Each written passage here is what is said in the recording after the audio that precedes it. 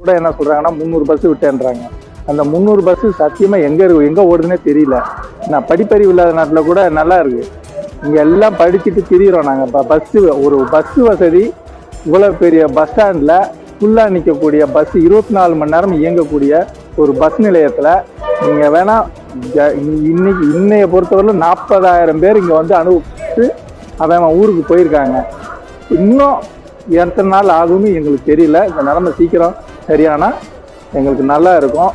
ஆனா இந்த மாதிரிலாம் நாங்கெல்லாம் வேலை செய்யணும், ஒரு குடும்பத்தை காப்பாற்றணும்னா இதை விட கொடுமை வந்து இந்த நாட்டை விட்டு நாங்க போயிடலாம். கமல் கிளாம்பாக்கம் பேருந்து நிலையத்தில் நின்று பயணி ஒருவர் தமிழக அரசை சரமாரியாக விளாசியுள்ளார்.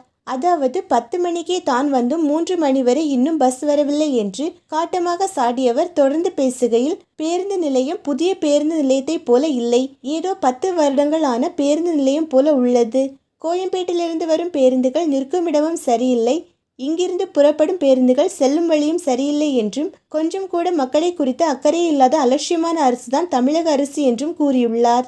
மேலும் போக்குவரத்து அதிகாரிகளுக்கு கூட எத்தனை மணிக்கு பஸ் வரும் என்றே தெரியவில்லை, வேண்டுமென்றால் பஸ் ஏறு, இல்லை என்றால் அப்படியே இரு என்று திமிராகத்தான் அதிகாரிகளும் பதிலளிப்பதாக வெளிப்படையாகவே பேசி போதிய பேருந்துகள் இல்லாததால் பயணிகள் படும் அவதிகளை தெரிவித்துள்ளார். சென்னையில் போக்குவரத்து நெரிசலை குறைக்கும் நோக்கத்தில் கிளாம்பாக்கத்தில் புதிய பேருந்து நிலையத்தை தமிழக அரசு திறந்தது.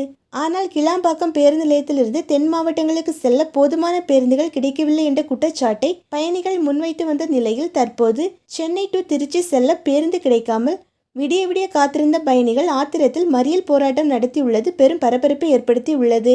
பஸ் ஸ்டாண்ட் மட்டும்தான் பெருசாக உள்ளது, ஆனால் உள்ளே பஸ்ஸே இல்லை. கிளாம்பாக்கம் பேருந்து நிலையம் தமிழக அரசின் அடுத்த தோல்வி என்று பயணிகள் கடுமையாக வெளிப்படையாகவே திட்டி வருகின்றனர். கிளாம்பாக்கத்தில் கிளம்பிய அடுத்த பிரச்சனையால் திமுக அரசு திணறுவதாக அரசியல் பார்வையாளர்கள் கூறியுள்ளனர்.